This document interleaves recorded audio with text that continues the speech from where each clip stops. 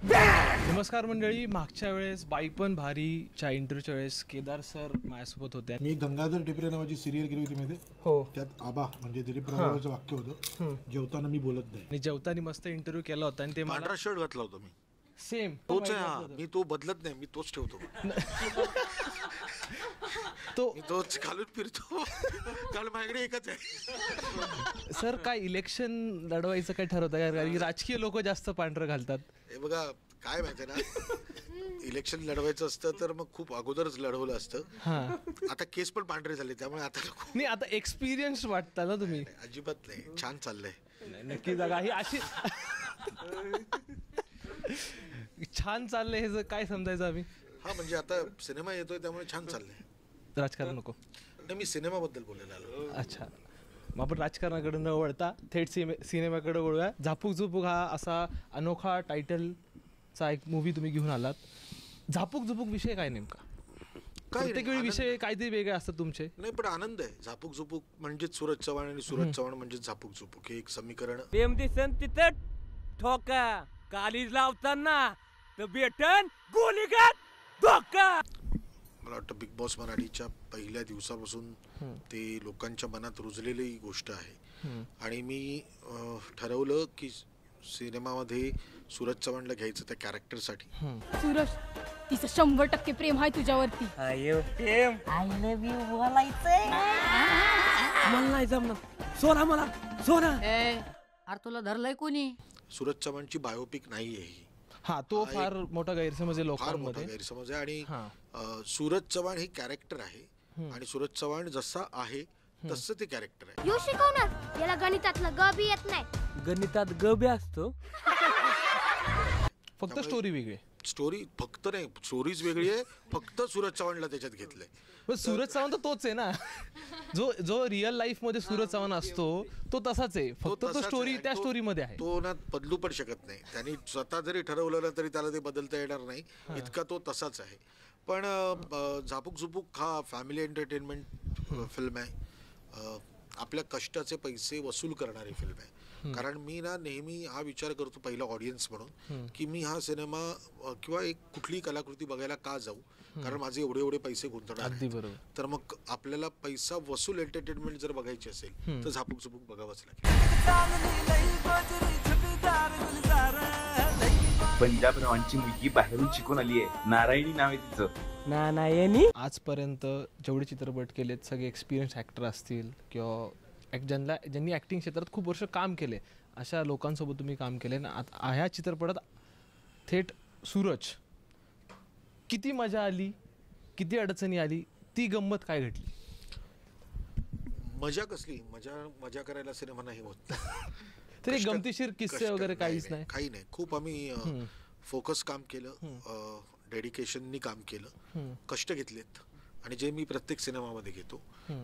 सूरज बरोबर काम करण्याचा आनंद असाच फक्त होता की मी पण कधीतरी नवीन होतो ना. मला कोणीतरी संधी दिली होती आयुष्यामध्ये. ती संधी जर दिली नसती तर आज 2025 मध्ये मी तुमच्यासमोर बसलो नसतो. आज माझ्या वतीने मी सूरजला ही संधी उपलब्ध करून दिली आणि सूरजनी जे काम केलेलं आहे ते 25 तारखेला लोकांना दिसेलच. तो एक रील करणारा मुलगा होता, तो मोठ्या पडद्यावर ज्या पद्धतीने सफाईने त्यांनी काम केलेलं आहे ते बघून बऱ्याच लोकांना आश्चर्य वाटणार आहे.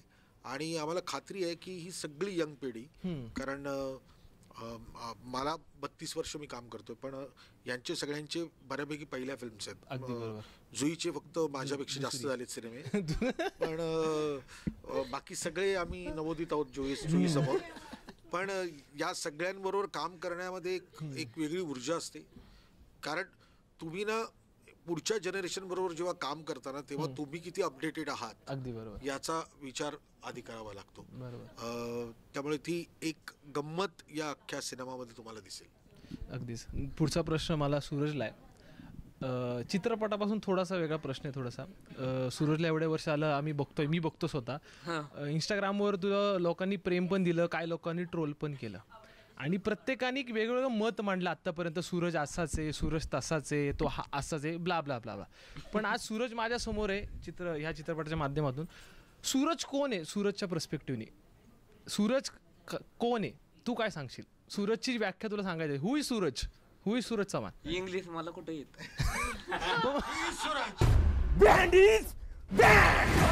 मराठीत सांग तू कोण. मग तुला जर सांगायचं असेल मी कोण आहे, तर तू कसं तुझं वर्णन कसं करशील? नाही पण कसा? मग आता काय बोलणार? सूरज कसा आहे? सूरज साधा बोला आहे पण घाव घालणार आहे. म्हणजे हृदयावर घाव घालणारा, मनावर राज्य करणार आहे सूरज चव्हाण. वा, नक्की. आणि केदार सरांनी तुला एवढा छान चित्रपट दिला, तर काय कसं वाटतंय की रील स्टार नंतर बिग बॉस नंतर आता थेट चित्रपट, आणि हा पहिला चित्रपट आहे तुझा ज्यात तू लीड मध्येस? केदार सर ही मोठी व्यक्ती आहे आणि डायरेक्टर लय मोठे आहेत, जुनं डायरेक्टर आहेत. भरत सर, अजून कितीतरी ऍक्टर मोठे आहेत. त्यांच्याबरोबर सरांनी त्यांना काम दिलं, त्यांच्याकडून चांगलं करून घेतलंय. तर मला एवढी मोठी संधी दिली तर मला बी बरं वाटतंय ना. मी खुश आहे आज की झापूक आज 25 एप्रिलला रिलीज होतोय. माझं फॅन जाणार नाहीत, माझं पूर्ण खातले विश्वास आहे त्यांच्यावर. फक्त एकदा विश्वास ठेवा आणि झापूक बघा. आनंद आहे, एन्जॉय आहे, फुल लाड आहे आणि हसण्यासारखा पिक्चर आहे. तुम्ही खूप हसणार नाही पोट धरून.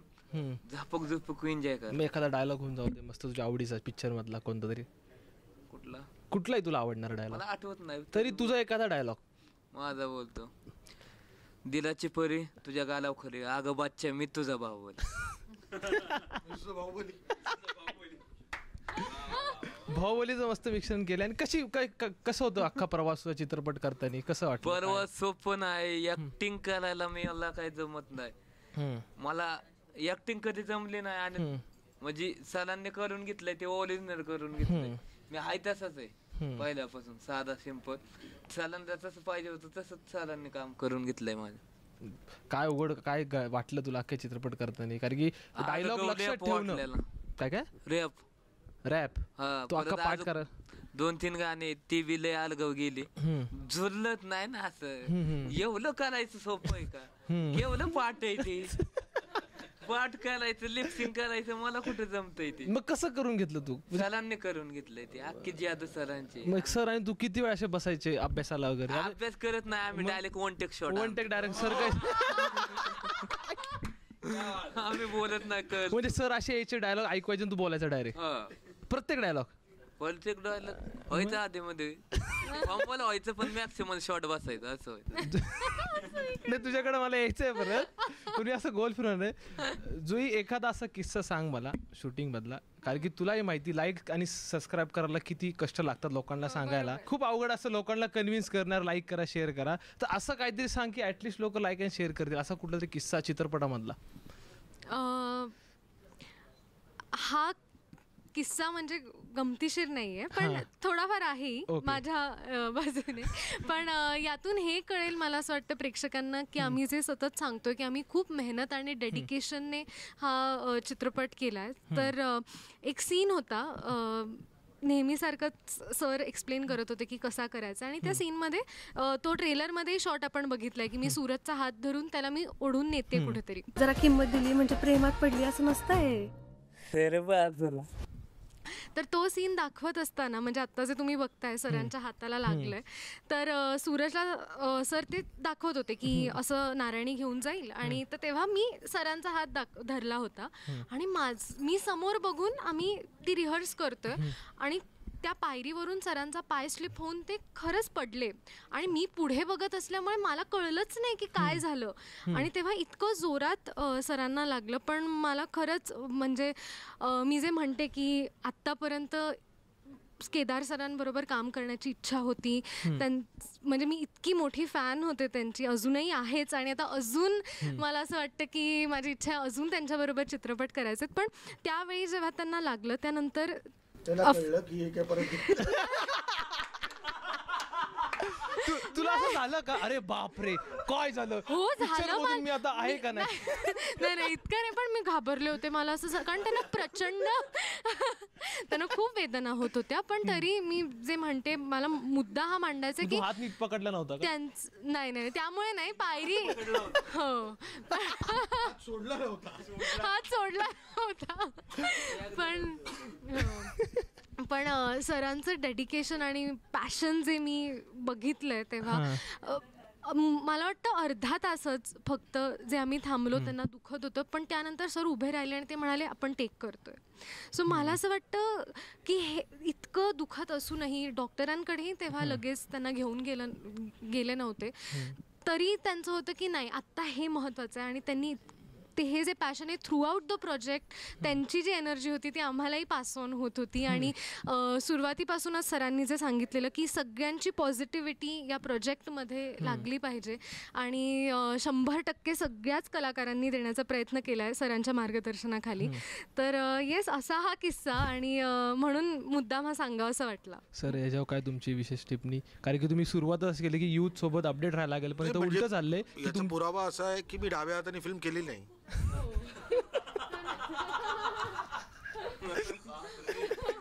तोच मोडला होता ना. लोक म्हणतात ना अरे डाव्या हाताने काम केलंय, असं नाही होत. माझं मेहनत केली, खूप मेहनत कष्ट आहे. माझा डावा हात मोडलेला होता, त्यामुळे मी डाव्या हाताने फिल्म केलेली नाही. नक्कीच. काय भूमिका आहे तुझ्या चित्रपटामध्ये, काय रोल आहे आणि सूरजसोबत काम करतेस, कसं वाटतंय? छानच, खूपच चांगला अनुभव. व्यक्तिरेखेबद्दल सांगायचं तर नारायणी पंजाबराव मोहिते हे माझ्या व्यक्तिरेखेचं नाव आहे. पंजाबरावांची मुलगी बाहेरून शिकून आली आहे, नारायणी नाव आहे तिचं. ती एका पॉलिटिशियनची मुलगी आहे. ती स्वतः बाहेरून शिकून आली आहे आणि आता ती ज्या गावातून जिथे तिचा जन्म झाला त्याच गावी येऊन तिला परत शिक्षिका म्हणून शिकवायचं आहे. तर मला असं वाटतं की नारायणीचं तिचं एक म्हणणं आहे चित्रपटामध्ये, शिक्षण हे वाघिणीचं दूध आहे. आपल्याला या पोरांना तेच दूध पासून फिट करायचं. जी वेगळी पद्धत आहे मला असं वाटतं. जे आपण ट्रेलरमध्ये बघितलं की ती त्या छोट्या मुलांना सांगते की मी नाही तुम्हाला शिकवणार, हा शिकवणार आहे, सूरज शिकवणार आहे. मी नाही शिकवणार तुम्हाला, हा शिकवणार. यो शिकवणार. याला गणितातलं ग बी येत नाही. गणितात ग बी असतो. शिकलेला नाहीये, ज्याला लिहिता वाचता तो कसं शिकवणार आणि नक्की तिच्या डोक्यात काय आहे. आणि मग जी काही लव्ह स्टोरी सुद्धा त्याच्यातून आपल्याला बघायला मिळणार आहे. हो, ती खूप इंटरेस्टिंग आहे. माझ्या दिलाची राणी.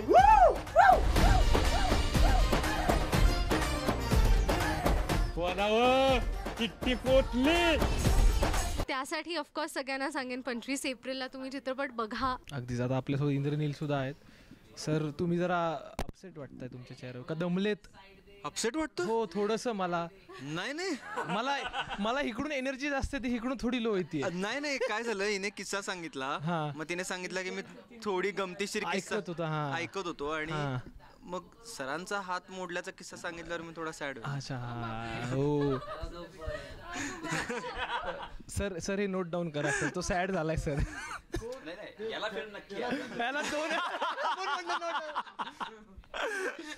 अश्रू पाहिलं मग आता.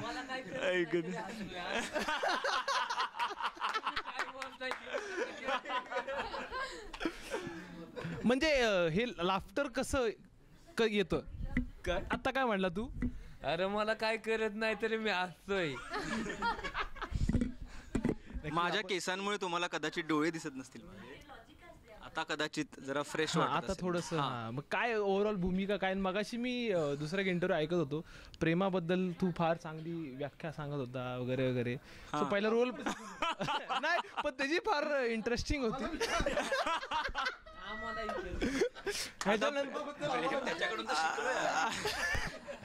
आता प्रेमाचीच गोष्ट आहे म्हटल्यावर प्रेमाबद्दल तर बोलावं लागेल ना. हा, मग होऊन जाऊ दे जरा 2-3.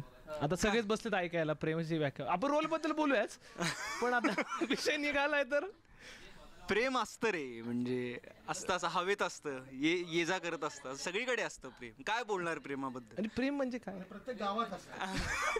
प्रत्येक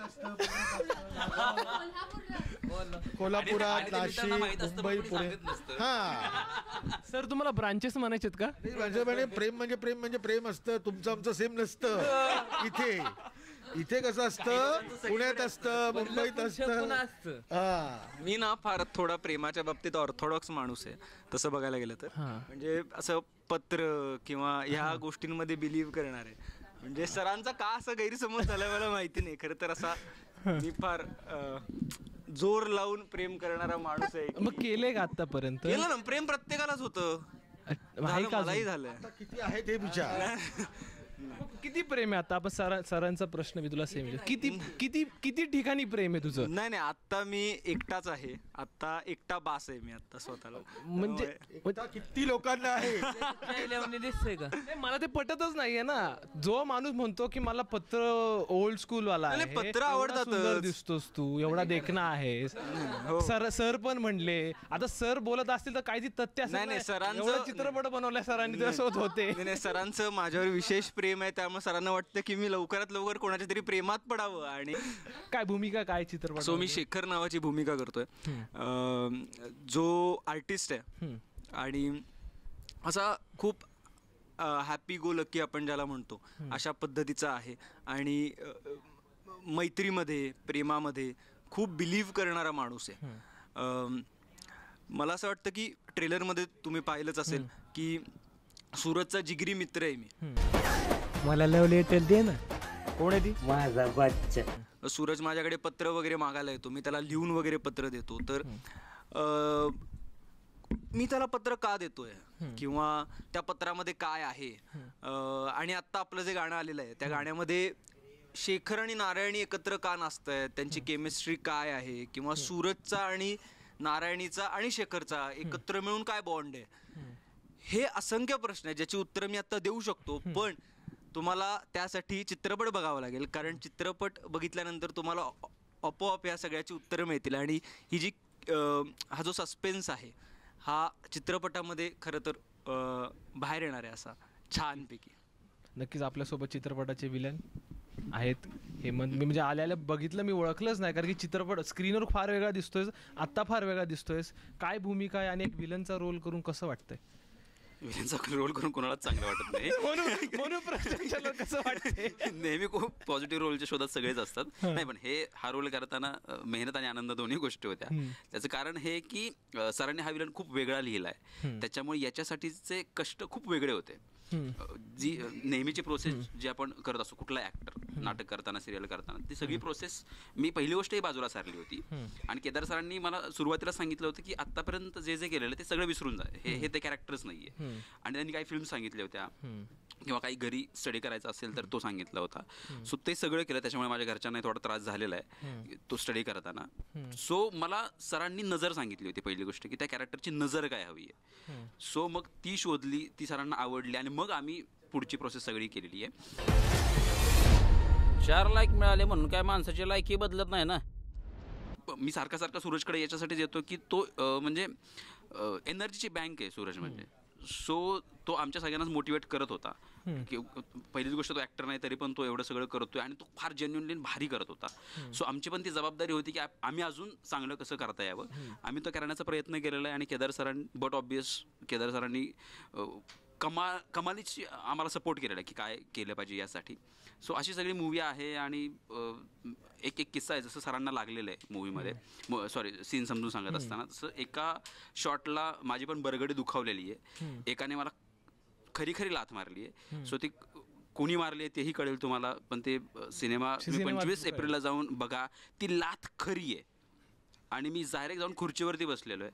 सो तुम्ही 25 एप्रिलला झापूक नक्की बघा. थँक्यू. एकदम रिअल ऍक्टिंग केली असतो, थोडं रिअल ऍक्टिंग त्यांनी रिअल केलं सगळं. घटना जेव्हा घडली आहे, आता मी लात मारली अचानक, तुला माहिती नसताना तर काय होईल? वेदना होणारच. वेदना त्याला सगळं आठवलं, ब्रह्मांड अख्खं. काय माहिती फार खरं करतो ना. हा तर मला नेहमी विचारायचा, मी खरं मारू का? म्हटलं अरे वेळ खरं कशाला मारायचं, एक तरी मारू दे मला.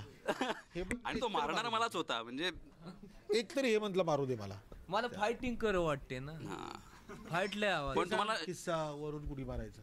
हा, ती वरून उल्या हाणायची होती, त्या दोवाल्या बांधलेल्या मला कमलेला आणि उल्या हाणायची होती. त्यांना म्हणलं त्या दोवाल्या काल्या मी अशीच उल्या हाणतो बघा. तर म्हणलं नको बाबा. का नको?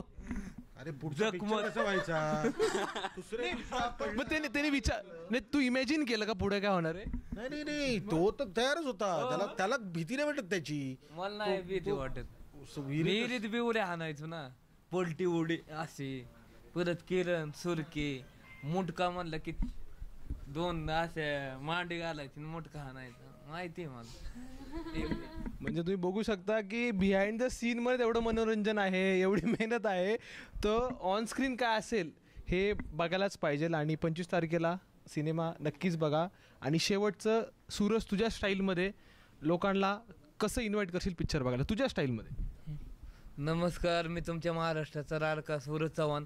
तुम्ही माझा झापूक झुपूक पिक्चर 25 एप्रिलला थिएटरमध्ये जा. काय ते सॉरी काय चुकलं का? काय बरोबर काय नमस्कार सॉरी. नमस्कार, मी तुमच्या सगळ्यांचा लाडका सूरज चव्हाण. माझा 25 एप्रिलला झापूक झुपूक येतोय. थिएटरमध्ये जा, फुलला अडकाला आणि कसा वाटतोय मला सांगा. एकदा विश्वास ठेवा आणि पिक्चर झापूक झुपूक बघा. नक्की बघा. आतापर्यंत लय हलक्यात घेतलं मला, आता देणार मॅक्सिमम शॉट.